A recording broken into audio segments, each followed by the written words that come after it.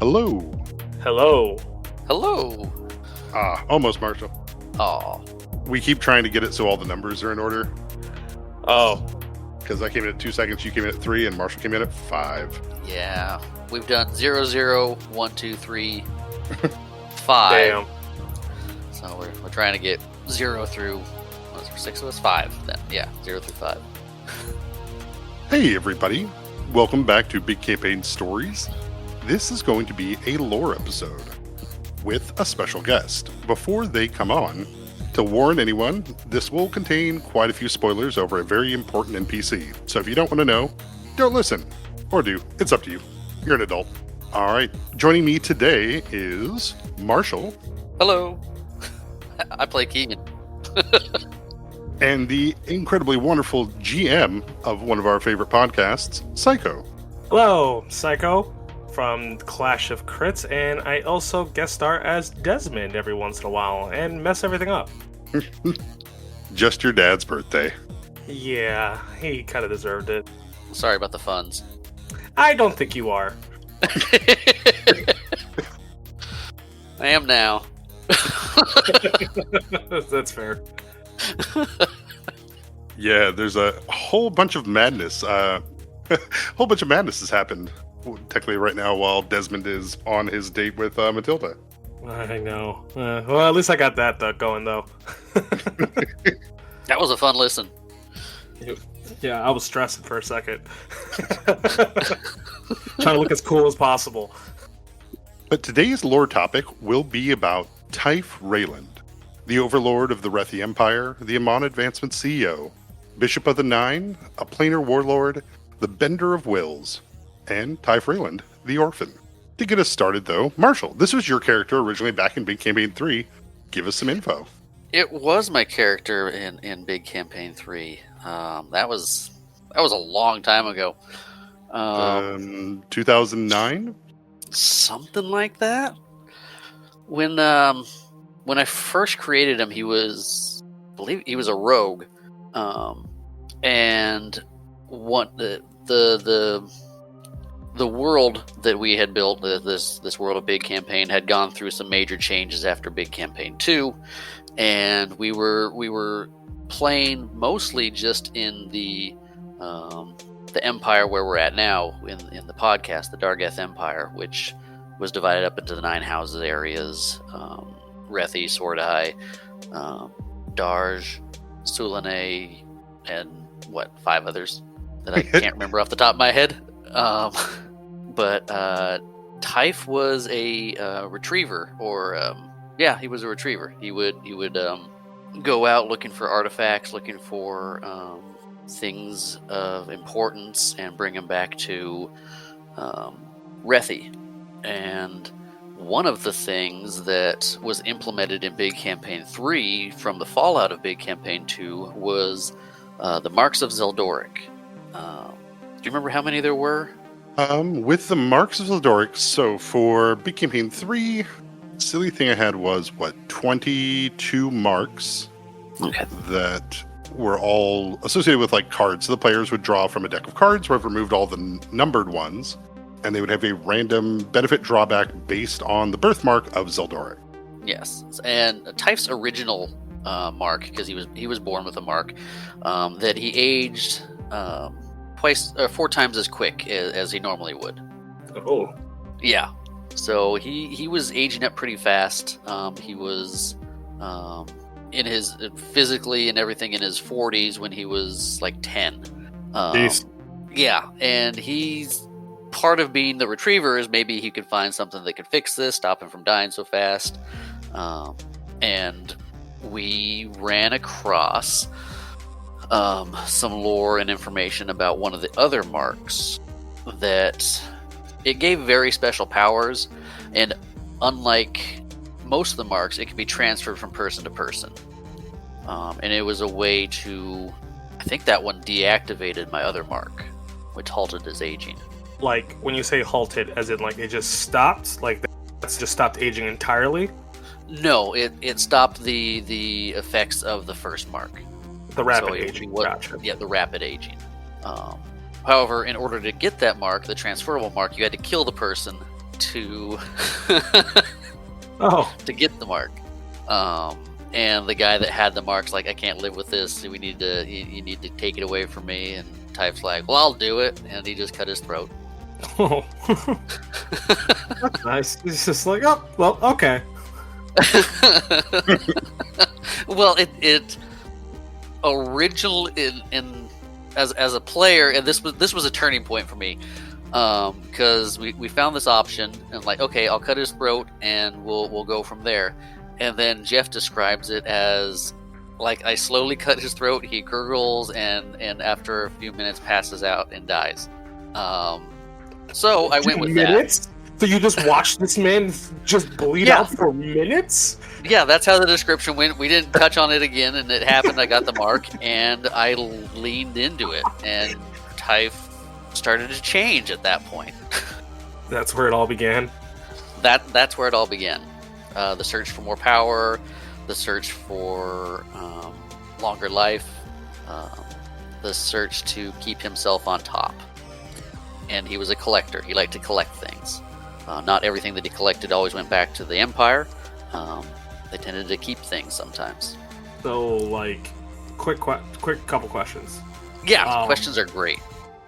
Just quick, like, mechanical question, because this is Big Campaign 3. Is this when you switched over to Pathfinder officially?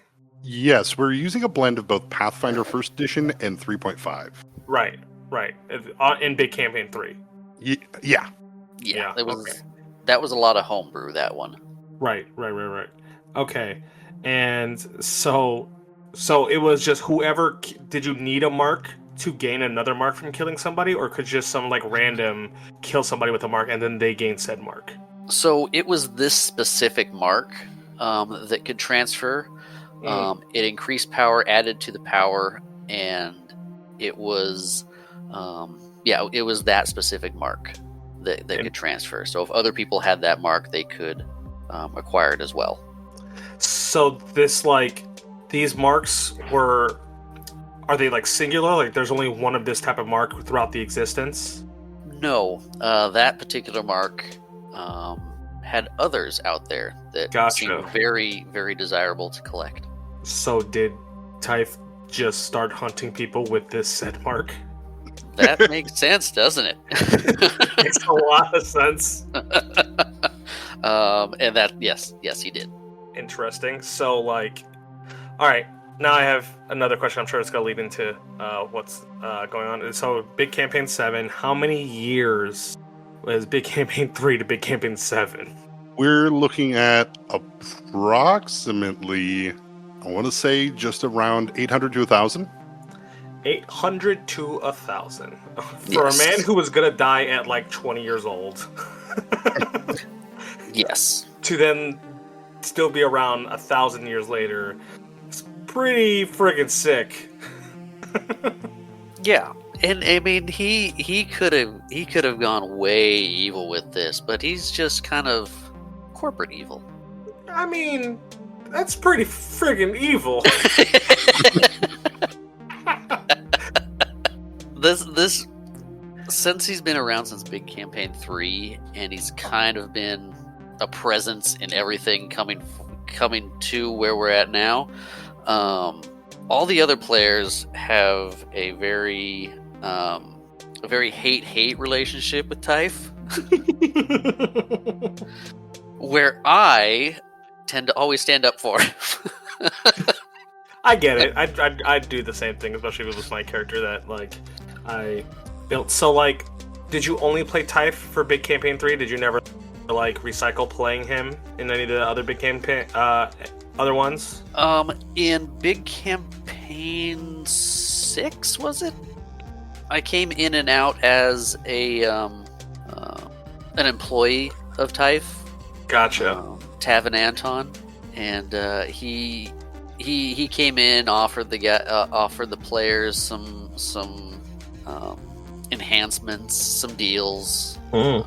trying to get them to sign up for their extended warranties, basically, and and use them kind of as test subjects for a project Tyfe was working on then. Gotcha. And I know you mentioned, like, in his title, him being like him being orphaned actually relevant, or it just happened to be that he was an orphan that had to deal with all this stuff. He was an orphan. Gotcha. And that's kind of where he started. Gotcha. And being an orphan and by himself, that led him to kind of start up his orphanage, which is why there's so many Raylands Right. in the world. Because if you're in the Rayland orphanage, you got the Rayland name. We're all family here. Yeah, something like that. Okay, so, like, Tyfe kills this dude. He decides to stare at a man, bleed out, and gurgle, and then becomes this. He ends up has like crazy. I mean, I don't know if it's crazy, but like this change in personality where he's just like, oh my goodness, I can do this. I have the power. So where does it like lead? Where does that take Tyfe in Big Campaign 3?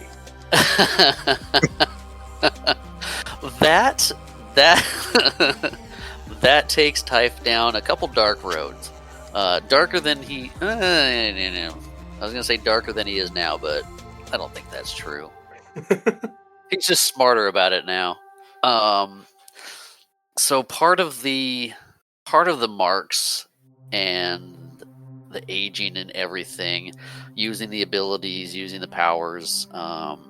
There was a taint system as well in Big Campaign 3. So for a time, Tyfe was getting more corrupted from this taint, physically, mentally, everything that can kind of go into it. There was coughing up fleas and rats, sweating butter for a time. Your basic Far Realm stuff, Right. just kind of coming out of him. So he was. For background, Zeldoric is the banished god of the Far Realm in the game. Gotcha. Which would make sense that you collecting all these powers is starting to make you this like eldritch being. Yes.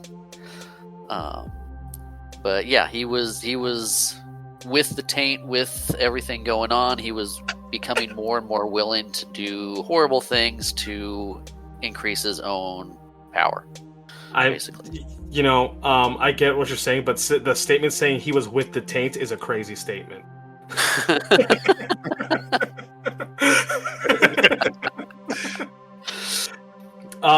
Okay, so then, Tyfe's party members, they were just down with Tyfe just doing this? So this leads into a wonderful thing. Everybody else had marks as well. Okay.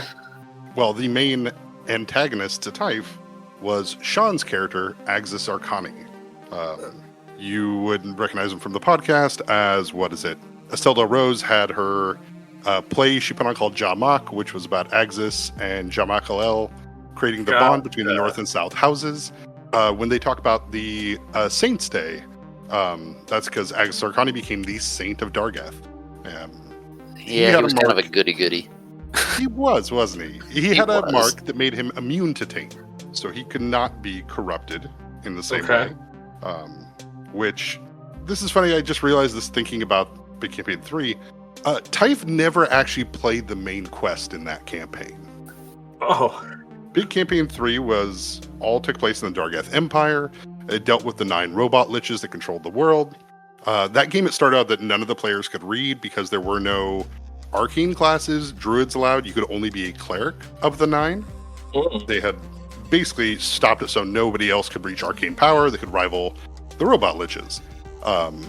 Xych and a few other players took it upon themselves to spend that campaign fighting against those creatures to free the country. But I realized Tyfe never fought a robot lich, and instead just ran chaos on the rest of the world with his best buddy, Lex Nostrand, which played by Kyle, who plays Cobbler. Lex was a Duskblade, which is why Tyfe made Duskblade Tower in honor of his friend. My best buddy. Your planar general. My murder partner. and the murder partner. Actually, I think it actually came up in the podcast that they were, there's a day of remembrance in the Rethi Empire for the massacre at Mithrain. Marshall, how many people did you kill that day with Lex? I don't think there's an actual kill count number, but I'll tell you, we didn't reach our kill limit. Like, let's just ballpark. Like, are we talking like citywide? Yeah. Like in we're like maybe like every like metropolitan area city, or are we talking about like Podunk City? Like taking out like 6 city blocks in New York kind of thing. Ooh, Jesus, that's a lot of people. Because Tyfe had found out about a sword called Victory's Gleam. This sword would hold taint for you, so it would not affect the user. Correct. And he found out it was locked in one of the vaults for the Mithrain house, which is no longer a house after the massacre. And Lex teamed up with him. Now, Lex's mark let him basically go kind of Venom mode.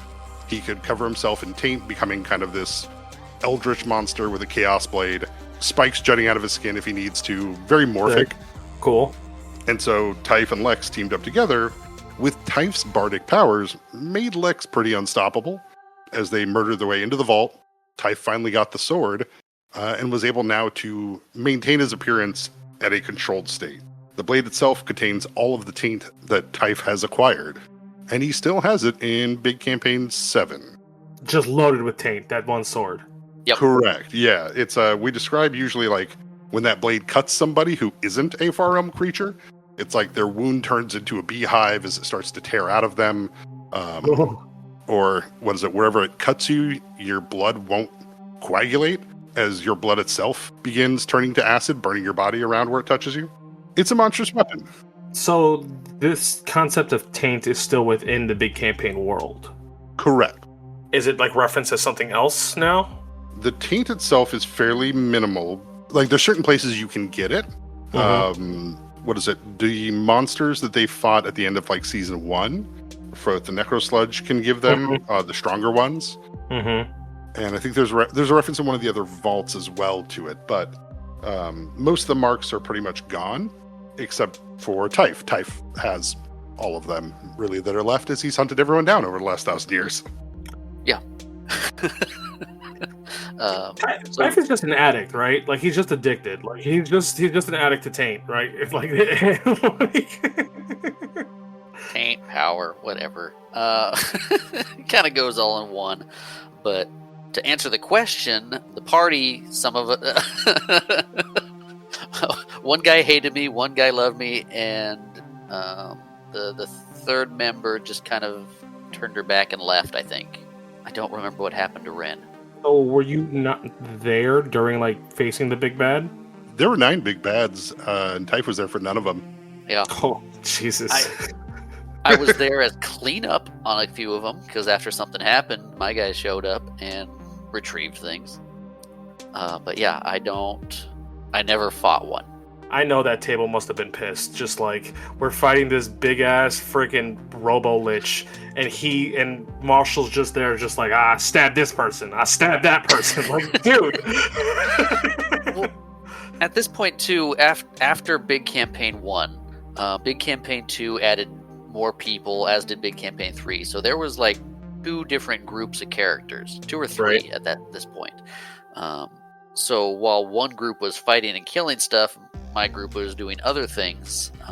It just never really lined up where I was in a position willingly to fight something. So, Robo Liches die, Big Campaign 3 is over. Is that when Tyfe starts creating like his empire? So the last few steps of Big Campaign 3, Xych0, now the captain of the Seekers, the Saint of Dargath, finally confronts Tyfe and is like, hey man, you're an absolute garbage monster. I'm going to put this lightly. Get off the plane, and I never want to see you again, or otherwise we're going to have words. And Xych0 was, 15 levels of Paladin? Yeah. Versus Tyfe, which was a Bard Fighter Rogue? Yeah. Tyfe multi-classed a lot. Bard, Fighter, Rogue. Those were Fighter for feats to make his rogue powers better. And this is also where he got into the prestige class called the War Chanter. It's an old 3/5 one that combines fighter and bard in a way that lets them like Cool. sing 2 songs. They have their coolest abilities, which they can sing 2 songs at a time. So they can do like, I enchant everybody's weapons to be +5/+5, and that goes to all allies that can hear me. Cool. Now, there is the capstone power, which was when they have a song they can sing that says all their allies can use their base attack instead of their own, which, being a fighter war chanter, Tyfe had pretty good base attack, which meant he could do multiple attacks. Now, that power is not limited by the level of the people who are his allies. So if Tyfe wanted, let's say, talking to 10 schmucks at Subway, he can make them all be level 1 characters with the base attack of an 18th level fighter, and every weapon that they're holding now counts as a +5 magic weapon. That's crazy. As long as they're his buddy. Now, combine this with the very fun Bard ability back then that was you can make a perform check to make anyone who hears you your ally. Yeah. You can see very quickly how Tyfe escalates into just a monster, right? Yeah, I mean, and just like with like that simple fact alone, even if you didn't even really need to like, you don't have to convince a lot of people to work with you. They would just want to because they would be adjacent to said power. So like this paladin steps up to you, be like, "Hey, you got to get the hell out." Did you leave? I feel like you would just like be like, "I can just pull an army out my ass and kill you." So Sean's character, Xych, the one who told him leave, right, also had a very cool power, which was basically people under a certain level couldn't really engage with him. Interesting. Yeah. So basically it was a way for him to make sure like he couldn't hurt weaker people. He was always in the defense of the citizen, of the person. But it also made him like immune to the mind control from evil creatures. So like Tyfe couldn't take over him. And his immunity to taint meant the sword didn't really do anything either against him, besides be a really strong magic blade. Right. So this was like literally your one guy. This was like literally your one kryptonite. Yes, he was designed to fight Tyfe. I mean, he was designed to fight the robot gods. Well, yes. It just happened to be the same. It's just the same path that Tyfe went down without the robot parts. Okay, so he tells you to kick rocks, and you leave the plane? Yeah. Lex and I leave the plane and do some planar war crimes. Sick.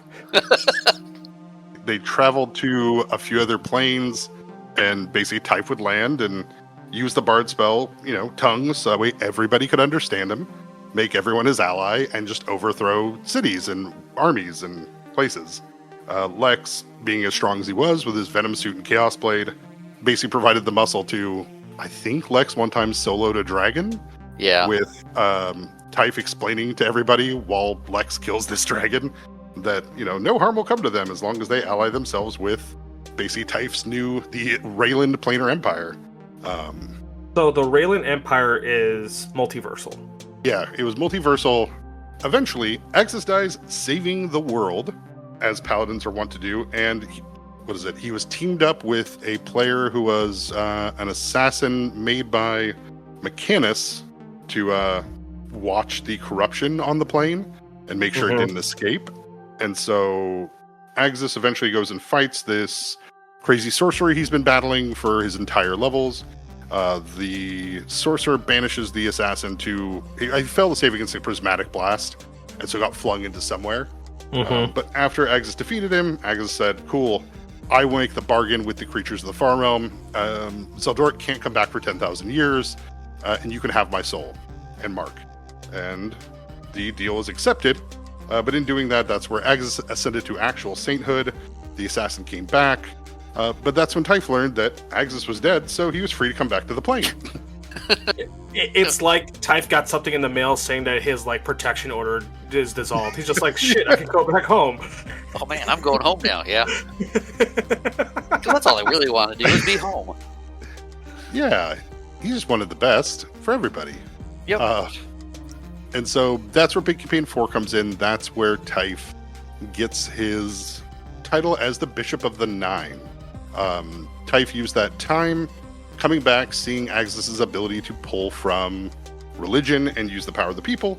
He creates a church on a separate continent that basically took fundamentalists that believed in the original robot lich gods as actual gods.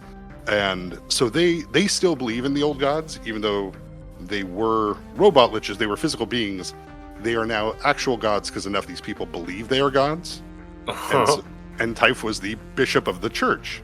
I think we had quite a few very fun sessions of players having dinner with Tyfe and being like, God, I want to kill him so bad. But I know I'd have to kill every single waitress, chef, valet, like all these level 1 chumps here are going to basically get plus 24 to hit. And they're all going to rush me in front of Tyfe while Tyfe sits there and finishes his meal. Ain't that the most like propagandist, like corporate shit to just come out and be like, yeah, we'll just take this over. We'll just act like we're like this, and then everyone will join us. That is crazy. Because Tyfe sways the right way. So was like Tyfe the like bad guy in 4? 4 was it? Tyfe was in the world. Players hated him, and they wanted him to be the bad guy. But a lot of the story of 4 was dealing with the reconstruction connection to the older gods that were killed at the end of Big Campaign 1. And so the storyline never focused on Tyfe. He was just there getting power. Yep. Okay. And this is where Tyfe, now that is basically confirmed his first lifespan being as long as it was, this is where he started buying property. Because in Big Campaign 5, that's where we started to see the Amon Investments, as it was called, where Tyfe was buying up all the property everywhere because you live long enough, why not? And then renting that out. And starting a bank. Yeah, so everybody was basically living on Tyfe's land. Right, so Amon, that was derived from Tyfe completely? Amon was actually the name of one of the 9 robot liches. Oh, okay. Guess what his alignment was? Not good. Okay, so if Amon was one of the liches, Tyfe takes that like persona over. So where does Tyfe gain this ability to live such a long lifespan? He got that through the other marks that he had consumed. Gotcha. Okay, I just wanted to make sure if like, because like after he got like his like he stopped his mark when he was like effectively 10 years old, but he looked like he was 40 or something like that, right? And then at that point, he so he was able to just gain more power. So like, it's like once he got the mark that he could kind of change himself, he was able to make himself have like adult features and adult body to fit what he kind of is. And that's why he's also taken several shapes over the years, like Tavin Anton and other people. Gotcha. As he wanders about. Okay, so that was like his involvement in Big Campaign 4. Is he involved in any kind of way in Big Campaign 5? 5 is where we had that's where he was going under the name Tavin Anton. And was running the Amon Investments. And so that's where the banking stuff comes in. And 5 dealt with the start of corporations and big things like that. So at this point, Tyfe was just background. A few players found out that it was Tyfe and not Tavin.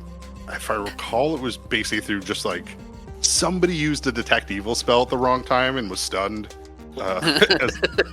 As they're like, oh my god, there's a epic level of corruption and taint emanating from that guy. And someone's like, god damn it, it's Tyfe. Lovely. Tyfe invokes a lot of feelings from people when he's brought up. I can tell just from when he's brought up in the podcast.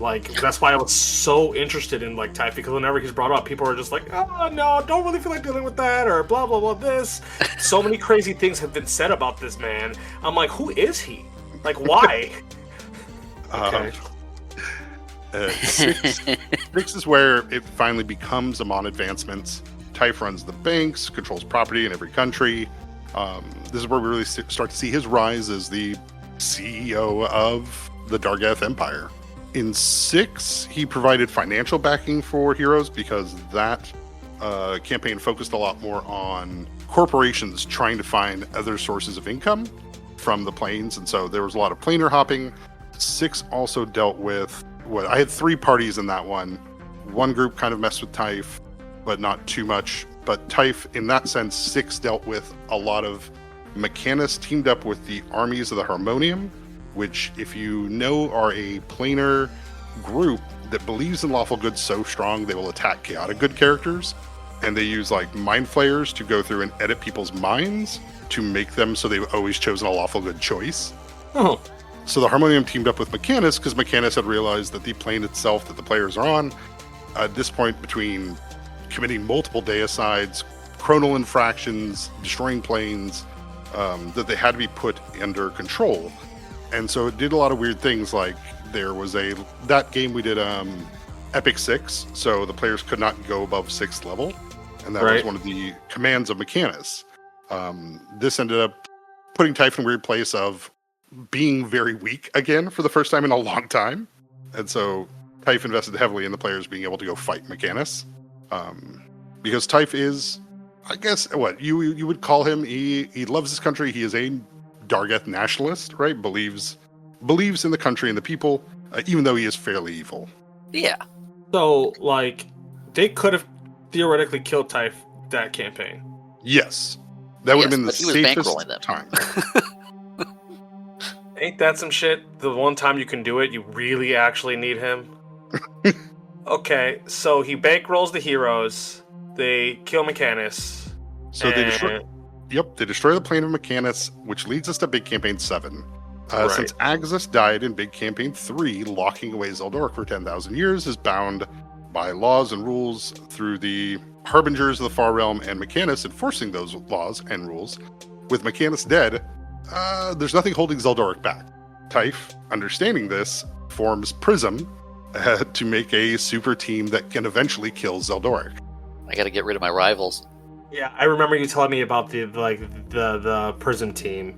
So Tyfe is the one who essentially gets them together to fight this thing?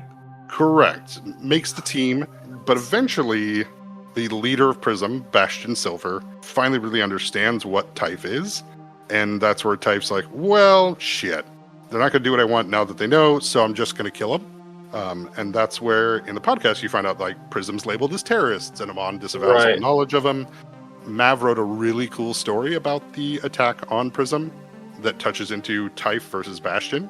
But with them out of the way, Prism goes on to its own thing, but now Tyfe is still trying to find a way to guide everything to stopping Zeldoric. Because if Zeldoric can die and be removed, there is a chance there for Tyfe to, number one, never have to pay his debts, because he owes so much corruption. Right. But more importantly, what caught Tyfe was a lot of deific mantles can be transferred to those who take that power. So the end goal was always to have Prism go to kill Zeldoric and Tyfe come with, so Tyfe can end him and become that, his final ascension into the Far Realm creature itself. Godhood. How is it that this man has lived throughout everything? It's crazy. Because his charisma's in the 50s. Just quick side note, are there any characters from Big Campaign 3 like Tyfe still around? No, Xych is dead. Lex is still alive. Lex is still alive. There is, what is it? It was a mission in Big Campaign 7.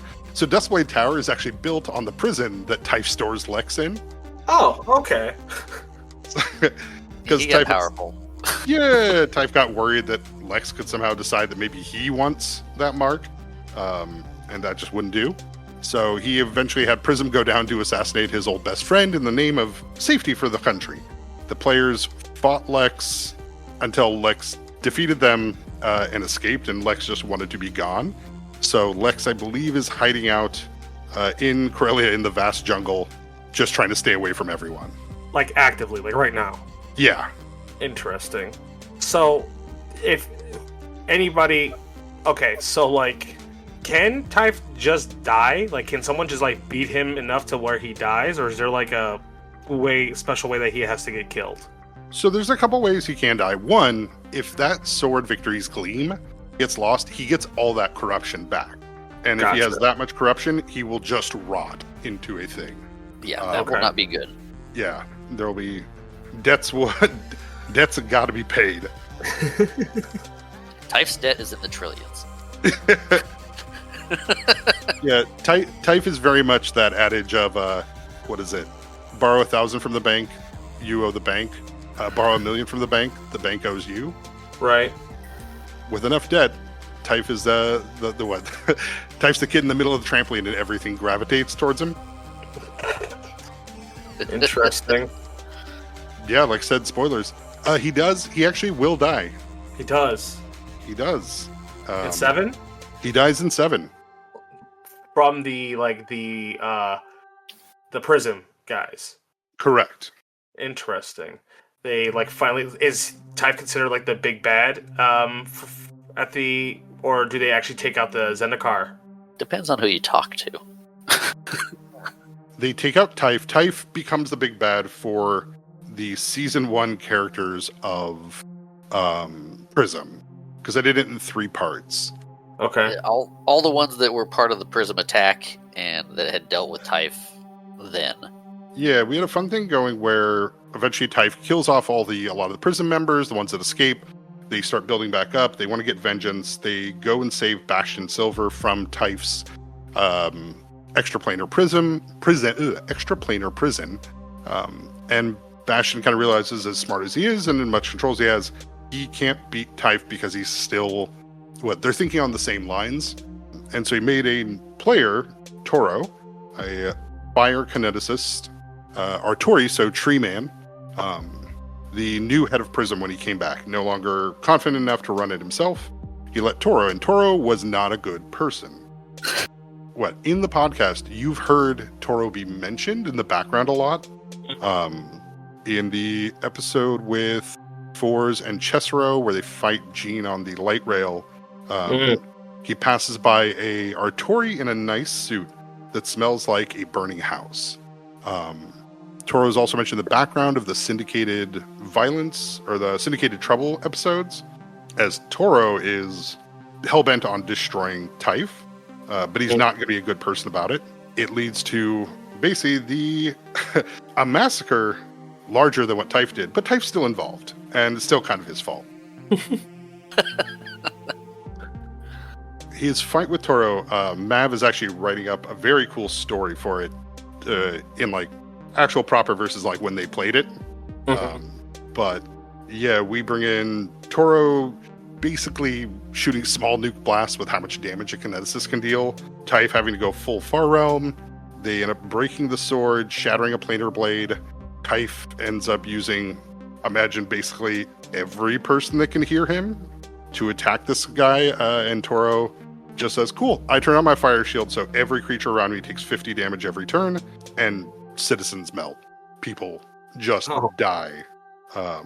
Because Toro is not a good person, and Tyfe consistently wins because he deals with good people. Right. So, Marshall, when Tyfe got taken down, were you one of those players?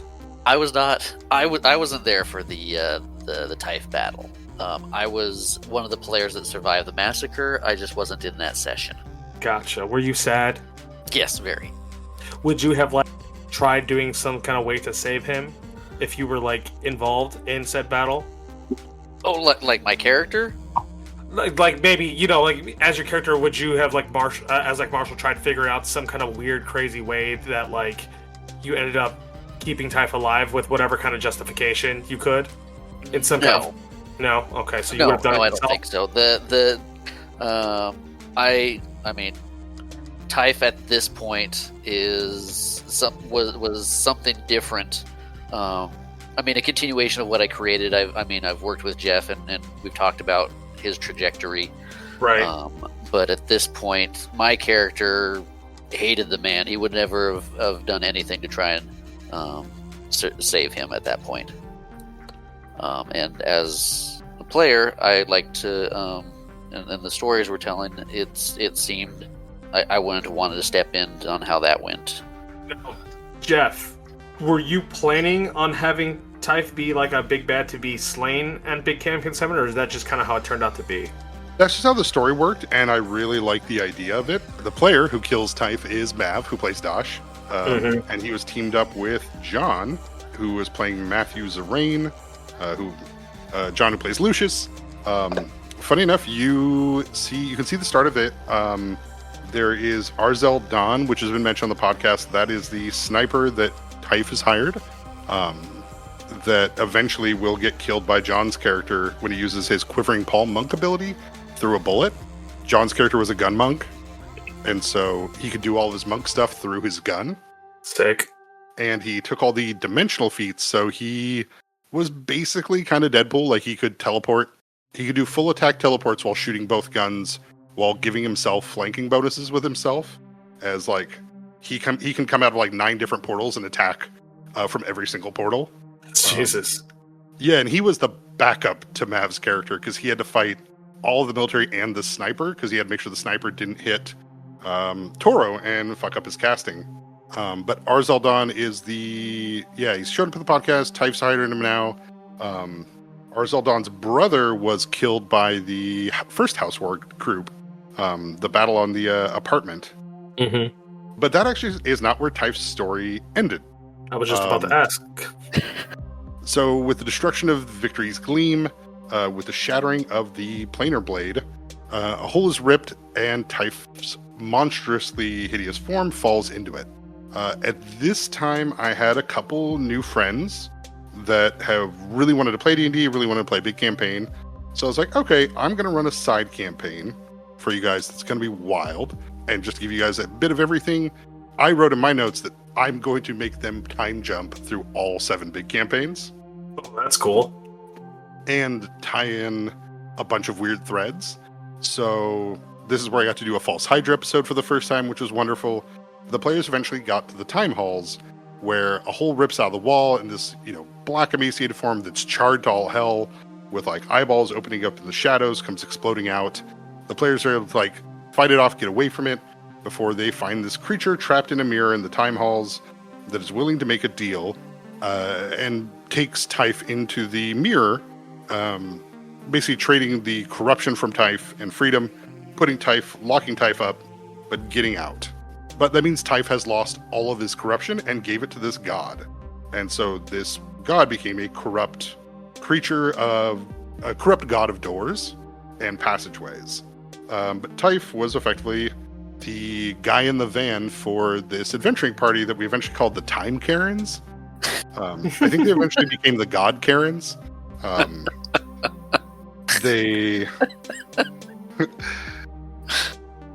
They were resolving the storyline from one of Jesse's previous characters, but dealing with Tyfe in a very different way.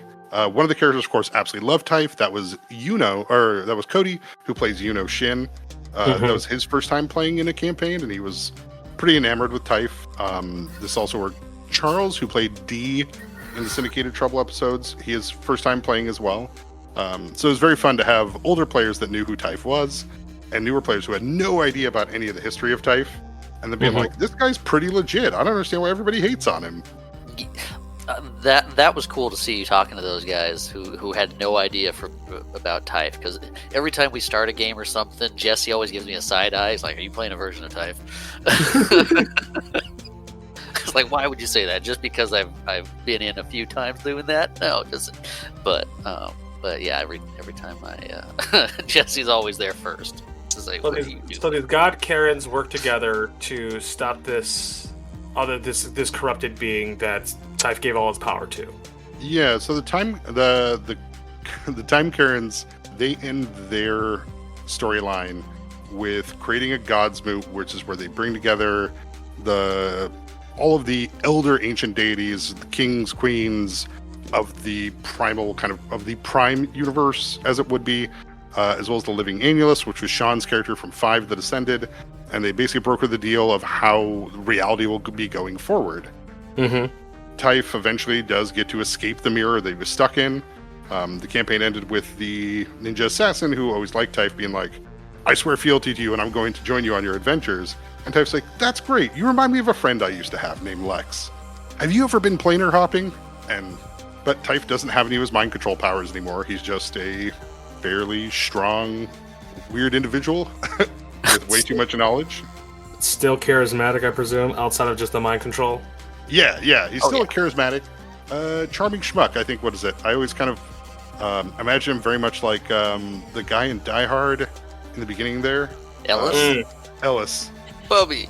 Bobby. Imagine him like that, or Dick Roman from Supernatural. Mm-hmm. So Tyfe is just back, but now he's just planar hopping again with the assassin, like he used to do with Lex. Correct, but he doesn't have the corruption, and he doesn't have the marks because the new god got those.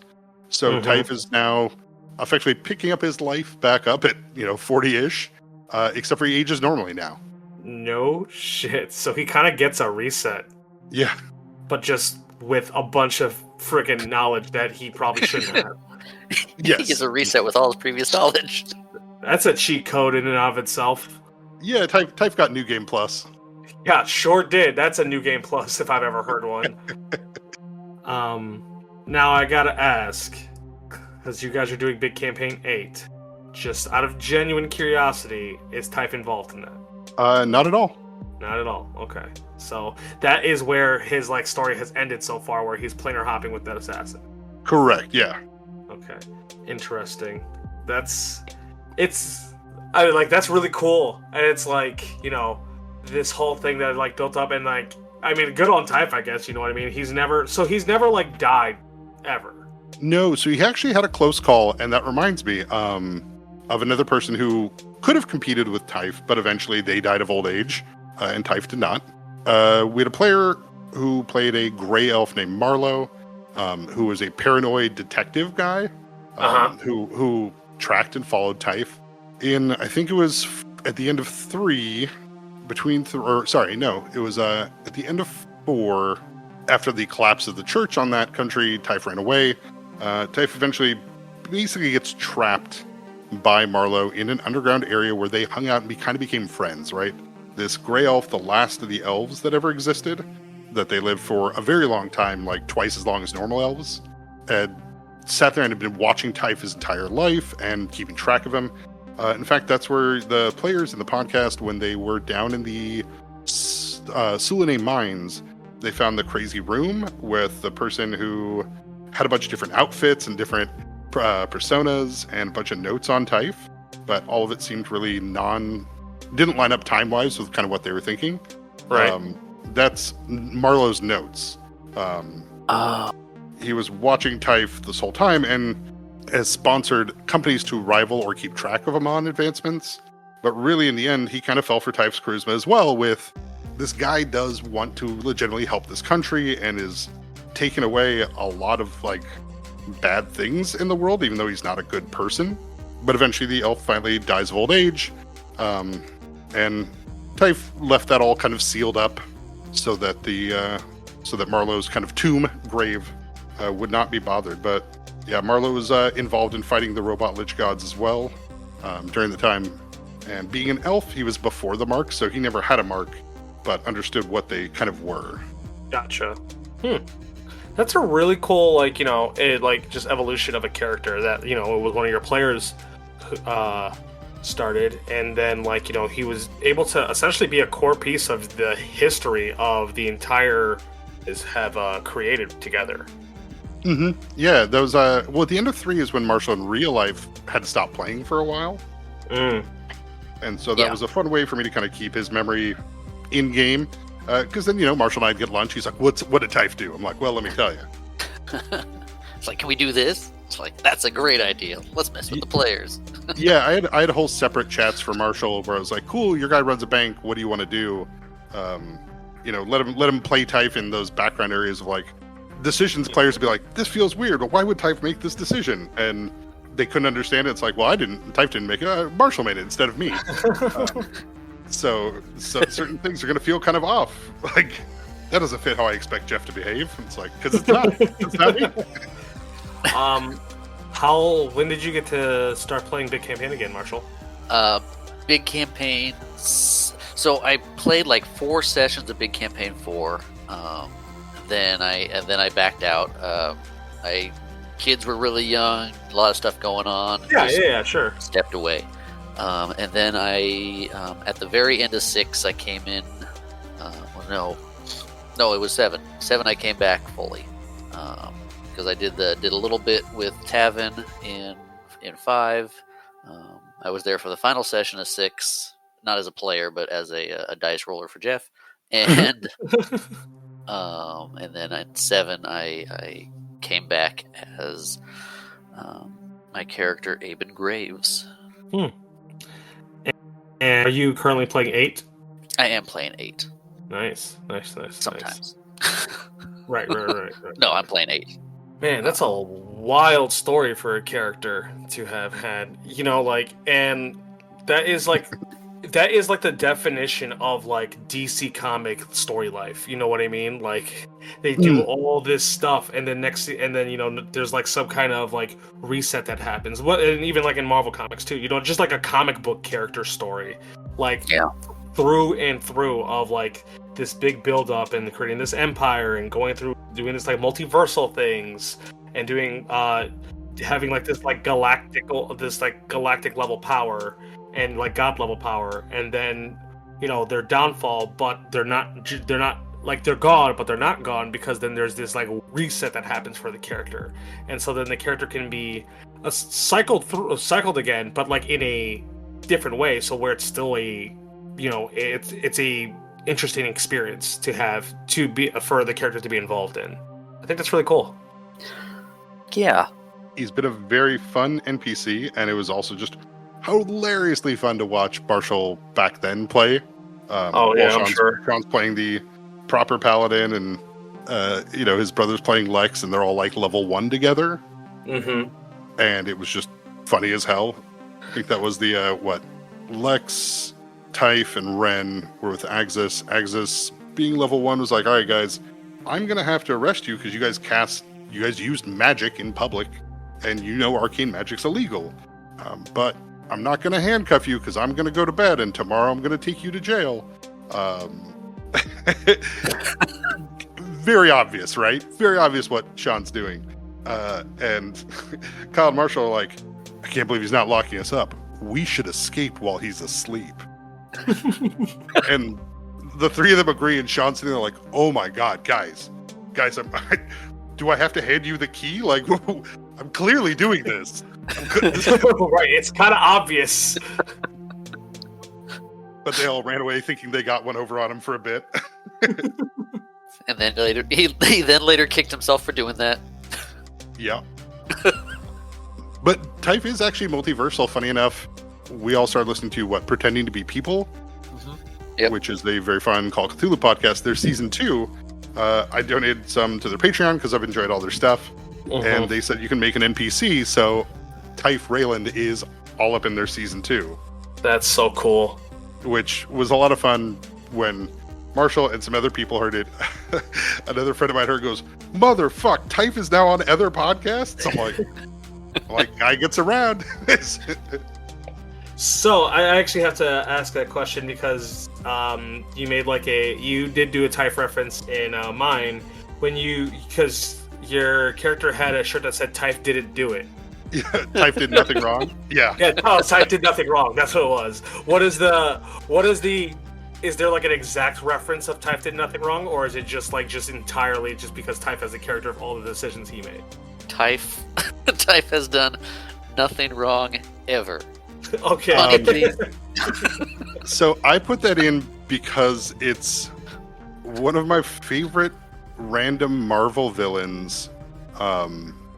I forget his name. I just was reading the comic. It was dealing with the Inhumans with Karnak. And do you know Karnak? Yeah. Yeah, he can see the flaws and everything, right? Right. And so he's actually in heaven, and he finds the flaw in heaven, so he knows how to get out. But on his way out, he runs into this opposing Inhuman mutant, and the guy shows up. His powers are kind of crazy. They're a deific level, but he's wearing a T-shirt when he shows up that says Magneto did nothing wrong with Magneto's face on it. And I loved it so hard of like this fight in heaven between these two mutants, and this guy shows up with a T-shirt of Magneto. That's awesome. It made me laugh so hard that I couldn't help by like, all right, if Lombardo's jumping in, he's wearing a crazy shirt. Tyfe did nothing wrong just because it's just a weird thing. It's a weird thing. It's a funny moment for me to imagine the picture in my head of this guy who looks like Ugly from Salute Your Shorts wearing a Tyfe shirt. So Gotcha. yeah. But Tyfe's snuck across a few different lines in different places and podcasts now with pretending to be people.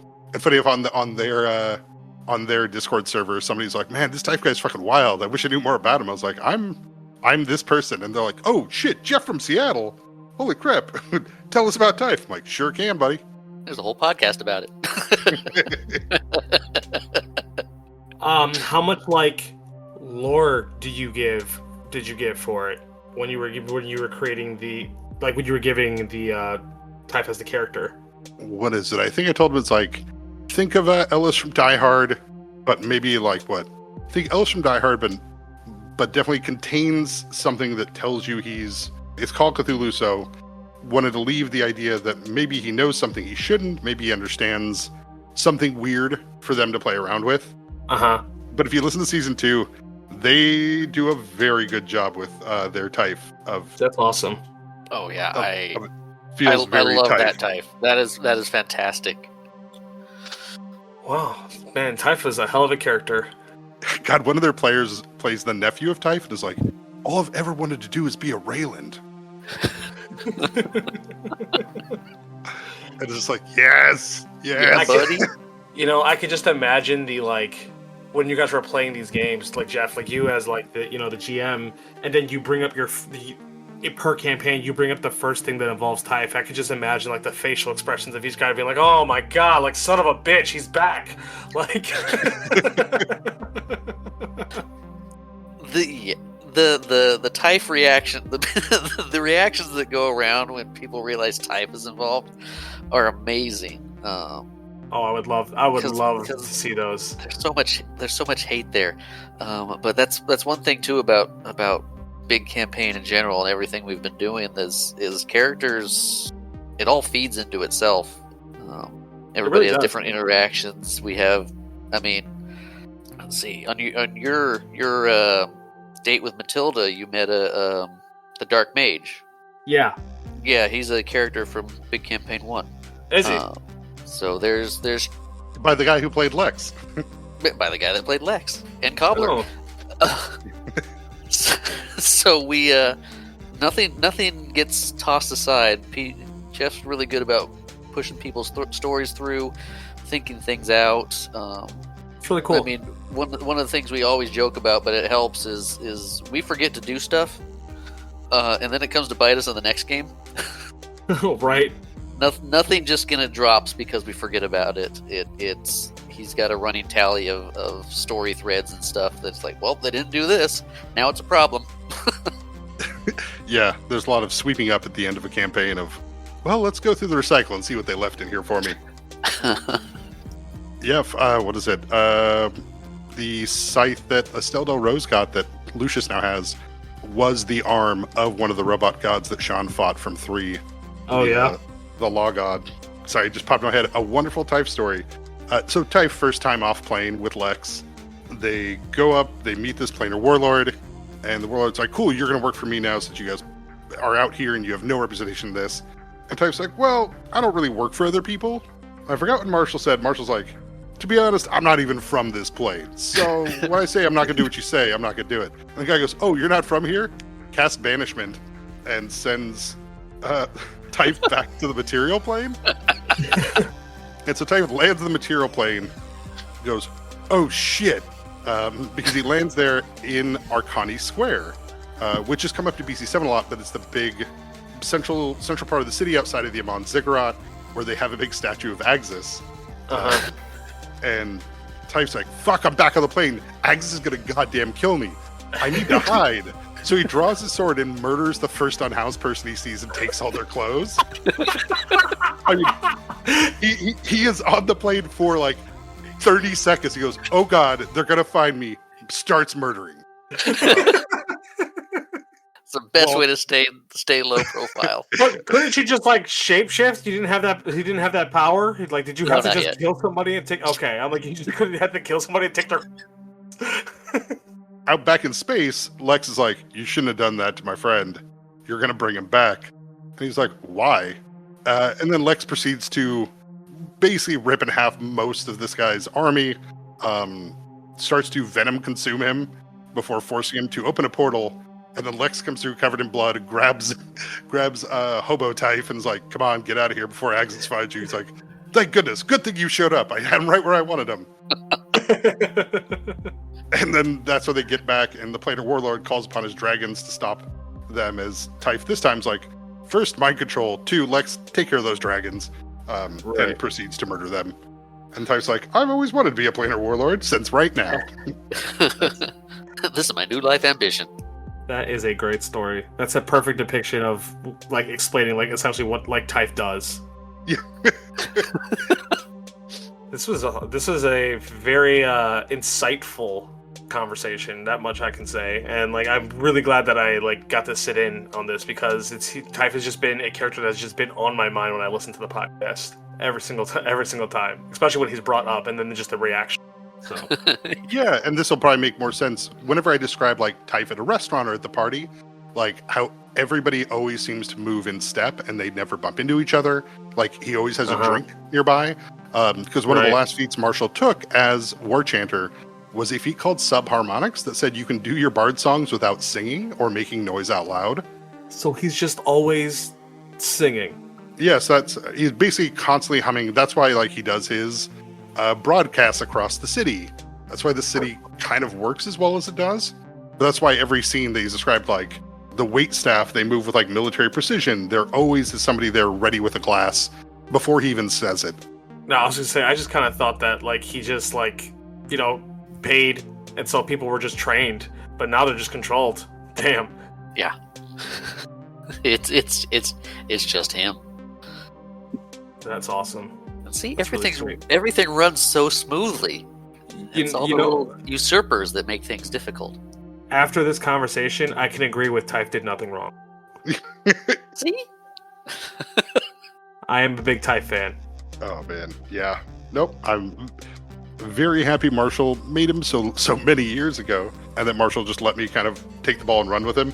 It's added a very fun backbone to kind of the stories, right? Like there's a main pillar I can kind of build from of like, okay, well, what am I doing with this country? What am I doing with this country?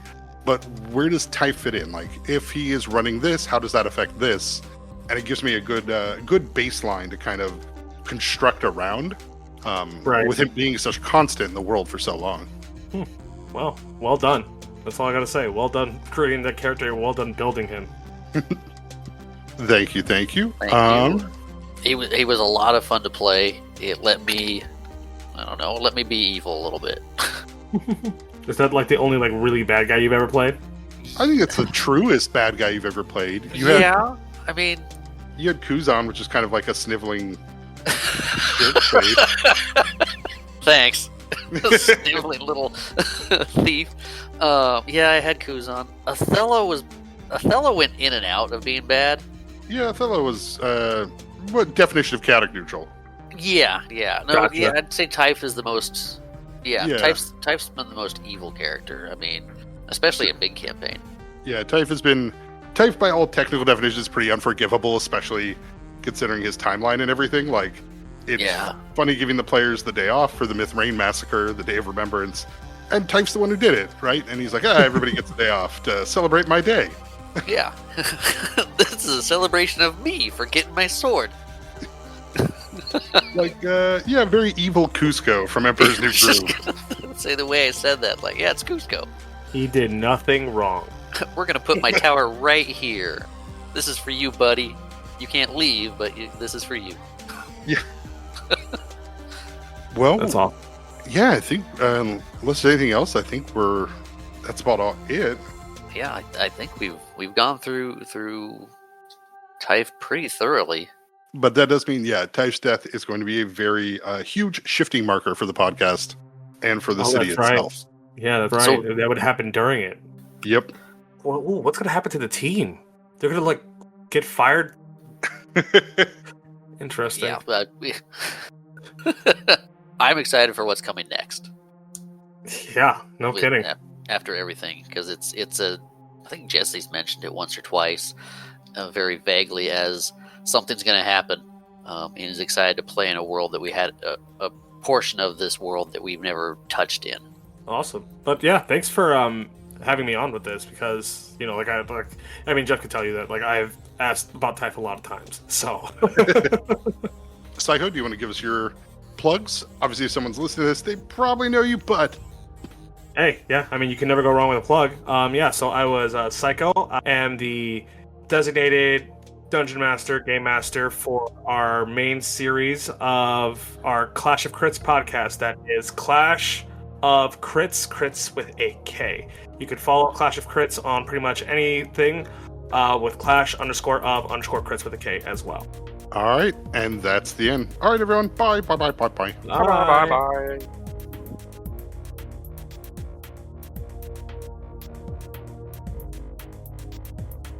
Thanks for listening. Like, rate, review, subscribe. I say that all the time, blah, blah, blah. Please do go listen to our wonderful friends over at Clash of Krits. I really enjoyed their show. Our intro and outro were Consequences by Nihilor, as well as you heard Lore, also by Nihilor. All right, well, hey, everybody. Happy New Year. We are in 2026. Hope everything goes well, he said. Hopefully. All right, bye.